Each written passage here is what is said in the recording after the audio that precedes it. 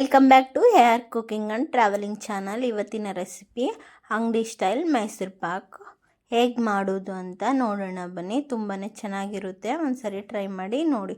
ಇವಾಗ ಇದಕ್ಕೆ ಬೇಕಾಗಿರೋ ಇಂಗ್ರೀಡಿಯೆಂಟ್ಸ್: 1 ಸ್ಪೂನು ಮಿಲ್ಕ್ ಪೌಡರು, 1 ಕಪ್ಪು ಶುಗರು, 1 ಕಪ್ಪು ಕಡಲೆ ಹಿಟ್ಟು, ಏಲಕ್ಕಿ ಪುಡಿ, ಎಣ್ಣೆ 1 ಕಪ್ಪು ಮತ್ತು ತುಪ್ಪ 1 ಕಪ್ಪು. ಹೇಗೆ ಮಾಡೋದು ಅಂತ ನೋಡೋಣ ಬನ್ನಿ. ಒಂದು ಬಟ್ಲು ತಗೊಂಡು ಕಡಲೆ ಹಿಟ್ಟು, ಮಿಲ್ಕ್ ಪೌಡರು ಹಾಕ್ಕೊಂಡು ಎಣ್ಣೆ ಹಾಕ್ಕೊಂಡು ಚೆನ್ನಾಗಿ ಕಲಿಸ್ಕೊಳ್ಳಿ.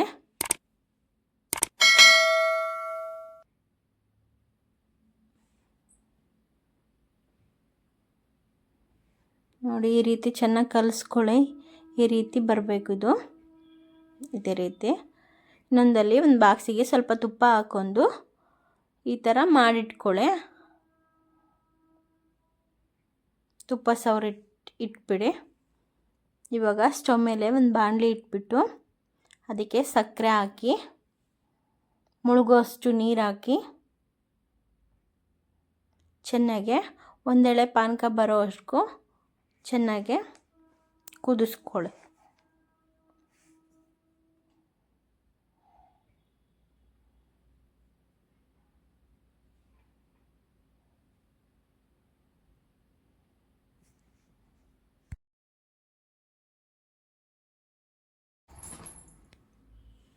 ಪಾನಕ ಬಂದಿದೆ. ಇವಾಗ ಬ್ಯಾಟರ್ ರೆಡಿ ಮಾಡ್ಕೊಂಡಿರ್ತೀವಲ್ಲ ಅದನ್ನು ಈ ರೀತಿ ಹಾಕ್ಕೊಳ್ಳಿ. ಈ ರೀತಿ ಸ್ವಲ್ಪ ಸ್ವಲ್ಪನೇ ಹಾಕ್ಕೊತ ಬರ್ರಿ. ಮೊದಲನೇ ಬಾರಿ ಯಾರನ್ನ ಟ್ರೈ ಮಾಡ್ತಿದ್ರೆ ಸ್ವಲ್ಪ ಕ್ವಾಂಟಿಟಿಯಲ್ಲೇ ಮಾಡಿ, ಯಾಕಂದರೆ ಮೊದಲನೇ ಬಾರಿ ಕೆಟ್ಟೋಗೋ ಚಾನ್ಸಸ್ ಇರುತ್ತೆ. ಅಷ್ಟು ಸುಲಭವಾಗಿ ಬರೋದಿಲ್ಲ ಮೈಸೂರು ಪಾಕು, ಅದಕ್ಕೋಸ್ಕರ ಅಷ್ಟೇ.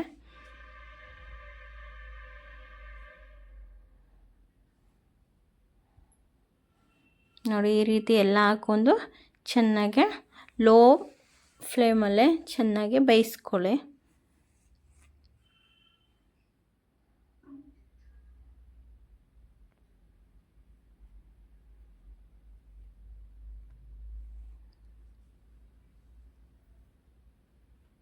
ಇದಕ್ಕೆ ಇವಾಗ ಸ್ವಲ್ಪ ತುಪ್ಪ ಹಾಕ್ಕೊತಿದ್ದೀನಿ.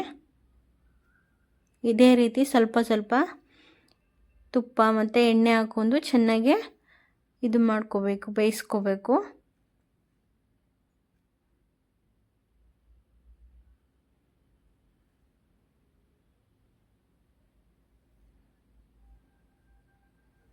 ನೋಡಿ, ಆವಾಗಲೇ ಹಿಟ್ಟು ಕಲಸಿ ಉಳಿದಿರುತ್ತಲ್ಲ ಅದೇ ಎಣ್ಣೆನ ಹಾಕ್ಕೊತಿದ್ದೀನಿ. ಮತ್ತು ಏನು ಜಾಸ್ತಿ ತಗೊತಿಲ್ಲ.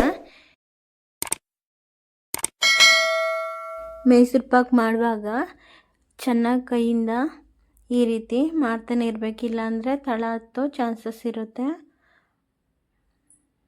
ನೋಡಿ, ಸ್ವಲ್ಪ ಕಲರು ಚೇಂಜ್ ಆಗಿದೆ, ಸ್ವಲ್ಪ ಬಬಲ್ಸು ಬರ್ತಿದ್ದೆ. ಮತ್ತು ಇದಕ್ಕೆ ಸ್ವಲ್ಪ ತುಪ್ಪ ಆ್ಯಡ್ ಮಾಡ್ಕೊತಿದ್ದೀನಿ.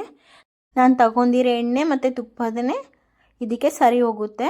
ನೋಡಿ, ಆಗಿದೆ. ಇದು ಸ್ವಲ್ಪ ಚೆನ್ನಾಗಿ ಕಲರ್ ಚೇಂಜ್ ಆಗ್ತಿದೆ. ಮತ್ತು ಎಣ್ಣೆನೂ ಮತ್ತು ತುಪ್ಪನೂ ಬಿಟ್ಕೊಳಕ್ಕೆ ಸ್ಟಾರ್ಟ್ ಆದರೆ ಇದು ಆಲ್ಮೋಸ್ಟ್ ರೆಡಿ ಆಗಿದೆ ಅಂತ. ಈ ರೀತಿ ಆದರೆ ನೋಡಿ, ಒಂದು ಬಾಕ್ಸಲ್ಲಿ ನಾವು ತುಪ್ಪ ಹಾಕಿಟ್ಕೊಂಡಿರ್ತೀವಲ್ಲ ಆ ಬಾಕ್ಸಿಗೆ ಹಾಕ್ಕೊಳ್ಳಿ ಎಲ್ಲ.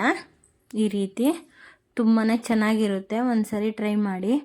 ಮತ್ತು ಈ ರೀತಿ ಒಂದು ಸ್ಪೂನ್ ಸಹಾಯದಿಂದ ಲೆವೆಲ್ ಮಾಡಿಕೊಳ್ಳಿ ಇದನ್ನು. ಮತ್ತು ಇದನ್ನು ಒಂದು 1/2 ಅವರು ತಣ್ಣಗಾಕ್ಬಿಟ್ಟು ಆಮೇಲೆ ಇದನ್ನು ಶೇಪಲ್ಲಿ ಕಟ್ ಮಾಡ್ಕೊಳ್ಳಿ.